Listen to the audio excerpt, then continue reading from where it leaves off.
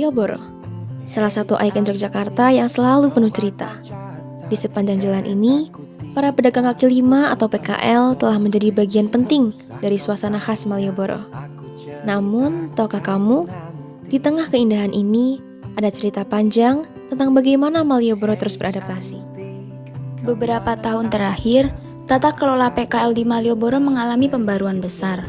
Dari yang dulunya berjualan di trotoar, kini mereka telah direlokasi ke zona yang lebih tertata. Sebelum relokasi, suasana Malioboro benar-benar khas. Malioboro waktu itu selalu ramai, tapi kadang terasa sumpek. Di sisi lain, kemacetan jadi tantangan besar. Trotoar penuh, jalanan padat, dan kadang sulit bagi wisatawan untuk benar-benar menikmati ikon Malioboro yang seharusnya ramah untuk semua. Perubahan besar di kawasan Malioboro adalah dialokasikannya para pedagang kaki lima ke teras Malioboro 1 dan 2. Dengan desain yang modern dan tata ruang yang teratur, teras Malioboro menjadi ruang khusus bagi para pedagang untuk tetap berjualan tanpa mengganggu aktivitas di trotoar. Namun, perubahan ini tidak lepas dari berbagai tantangan yang muncul. Salah satu isu utama adalah adaptasi para pedagang kaki lima terhadap kondisi baru di kawasan tersebut. Lalu, bagaimana relokasi ini memengaruhi mereka? Mari kita ulas satu persatu permasalahan yang terjadi dan dampaknya bagi semua pihak. Malioboro, kawasan ikonik di Yogyakarta, terletak di Kecamatan Gedong Tengen dan Danurjan. Kawasan inti Malioboro mencakup Jalan Malioboro sebagai pusat aktivitas ekonomi dan wisata. Sementara itu, kawasan penyangga seperti Sosrawijayan, Pasar Beringharjo, dan alun-alun utara memperkuat daya tariknya. Dengan perpaduan tradisi dan modernisasi, Malioboro mencerminkan identitas Yogyakarta yang dinamis dan penuh kehidupan. Selanjutnya ada permasalahan sosial dan perencanaan yang terjadi di kawasan Malioboro. Untuk permasalahan sosialnya, yaitu terjadi ketika relokasi PKL di Malioboro yang membawa tantangan besar antara pengunjung dan pedagang yang harus beradaptasi dengan lokasi yang baru dan belum bisa menggantikan daya tarik lokasi yang lama.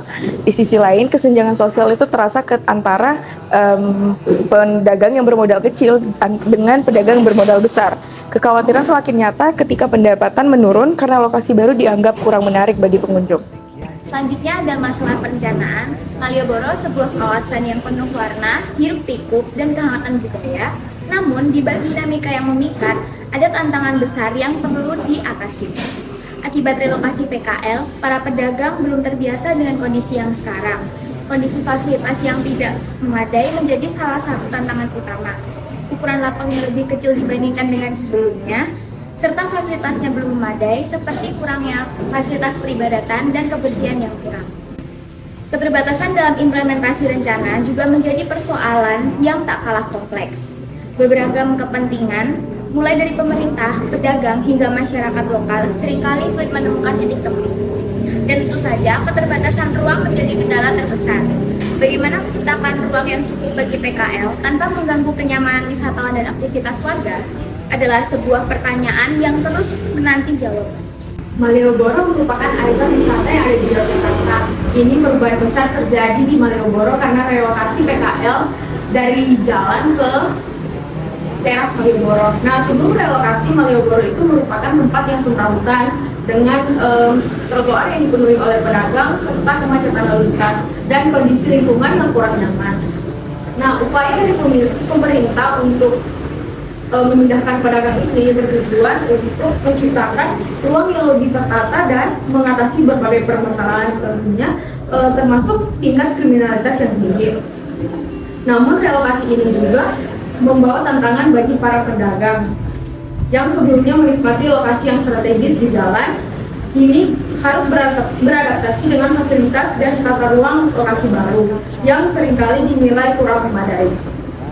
Meski demikian, relokasi ini diharapkan dapat menjadi langkah awal untuk menciptakan Malioboro yang lebih tertata tanpa kehilangan identitasnya sebagai pusat kegiatan, budaya, dan ekonomi masyarakat Yogyakarta. Sejak tahun 1980-an, Malioboro telah menjadi magnet wisata. Bersama wisatawan, hadir pula para PKL yang menawarkan barang dagangan mereka, mulai dari souvenir, makanan tradisional, hingga karya seni. Kehadiran mereka melengkapi wajah Malioboro, menjadikannya hidup dan berwarna. Namun semakin banyaknya PKL membuat kawasan ini perlahan terasa sesak. Pemerintah daerah mulai mencari solusi untuk mengatur ruang tanpa menghilangkan identitas Malioboro. Tahun 2022 menjadi titik penting. Pemerintah Jakarta resmi memindahkan PKL ke dua lokasi baru, yaitu Teras Malioboro 1 dan 2. Langkah ini bertujuan untuk menciptakan tata ruang yang lebih rapi, sekaligus tetap memberikan ruang bagi PKL untuk berjualan. Namun proses ini tidak mudah. Para PKL harus beradaptasi dengan tempat baru, suasana baru, dan tantangan baru, seperti penurunan jumlah pengunjung di awal relokasi.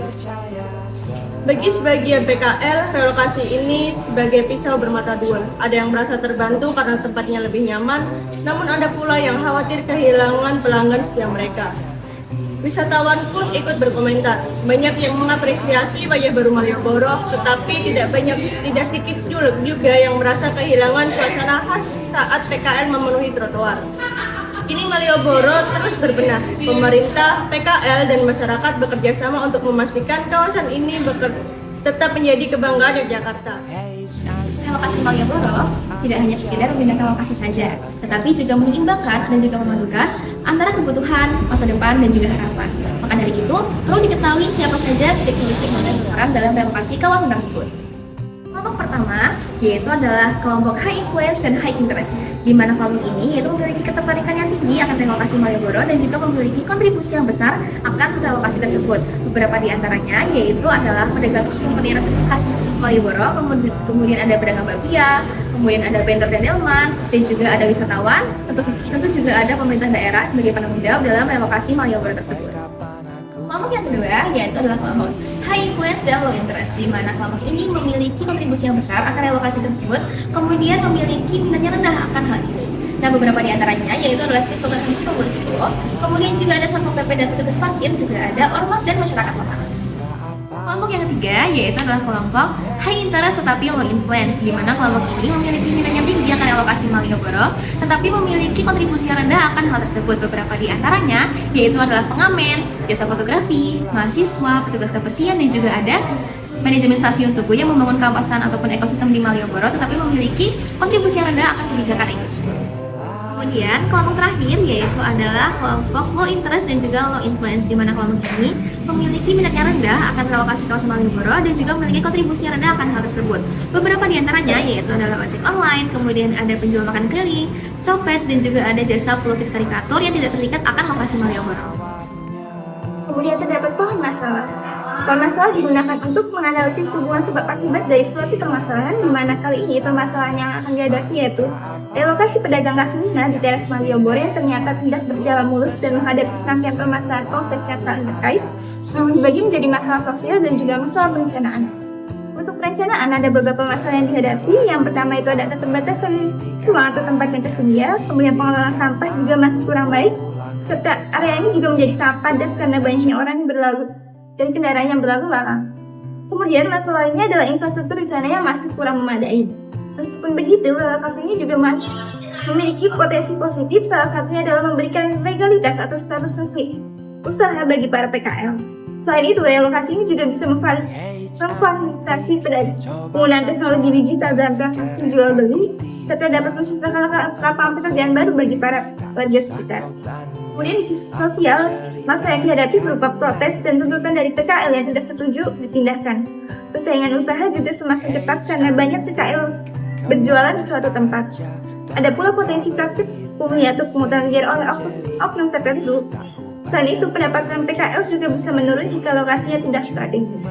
Meskipun begitu, relokasi ini juga memiliki dampak positif secara sosial, di mana antara lainnya itu bisa memberdayakan ekonomi lokal, mengembangkan potensi ekonomi kreatif, serta memanfaatkan teknologi digital dalam transaksi jual beli.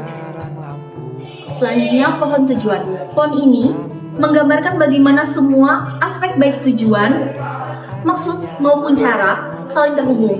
Yang pertama, di bagian akar, menggambarkan cara-cara yang dapat dilakukan untuk mencapai maksud dan tujuan, yaitu penataan ruang dan infrastruktur kawasan untuk memastikan tempat berdagang yang nyaman, dukungan paguyuban untuk menguatkan solidaritas PKL, serta pemanfaatan teknologi dalam pemasaran dan layanan digital. Selain itu, peningkatan pelayanan kepada pengunjung seperti pelatihan bagi PKL dalam menjaga kebersihan dan memberikan pengalaman yang lebih baik. Dan yang terakhir, yaitu menyesuaikan regulasi yang berlaku sehingga PKL tidak hanya merasa didukung, tetapi juga terlindungi secara hukum. Langkah-langkah tersebut bertujuan untuk mendukung maksud utama di bagian tengah, yaitu meningkatkan kesejahteraan PKL selama masa adaptasi di teras Malioboro.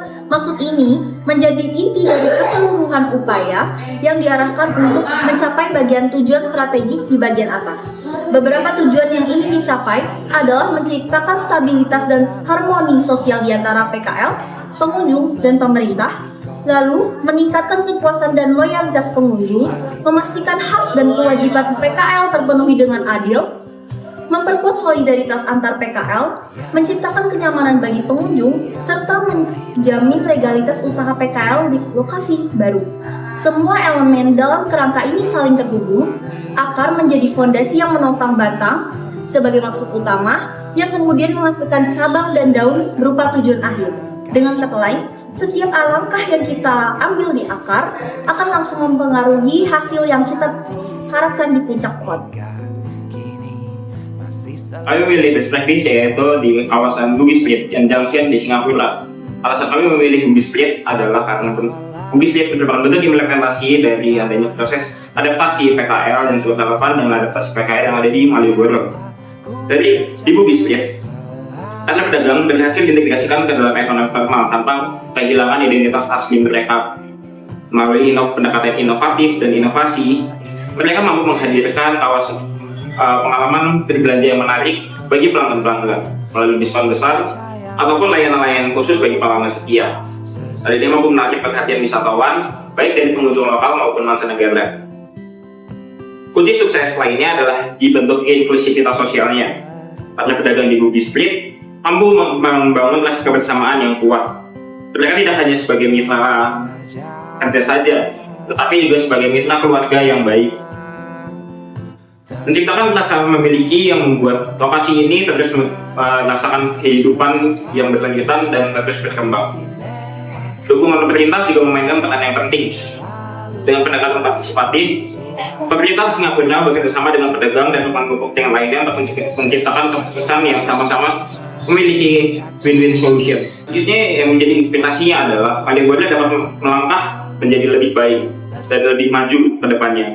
Dengan kolaborasi yang kuat antara pemerintah dan para pemangku kepentingan serta pedagang kaki lima, kawasan ini dapat menjadi contoh nyata transformasi ekonomi yang mengutamakan inovasi dan inklusivitas sosial. Bersama, kita menciptakan Malioboro yang semakin istimewa.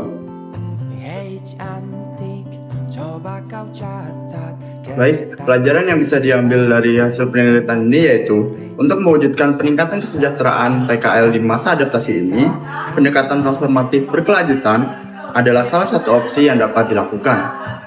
Langkah dari pendekatan ini yaitu yang pertama, memaksimalkan peran dari paguyuban dalam membangun kepercayaan pedagang untuk direlokasi.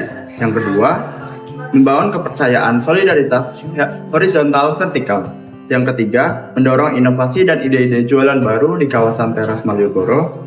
Yang keempat, perlunya pendekatan khusus oleh Pemda Yogyakarta dalam proses perubahan struktur sosial ekonomi.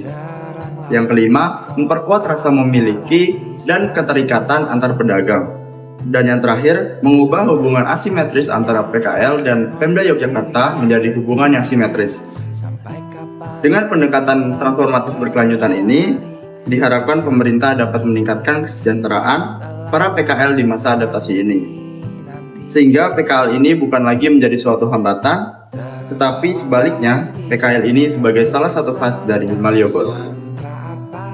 Karena di setiap sudut kota selalu ada cerita.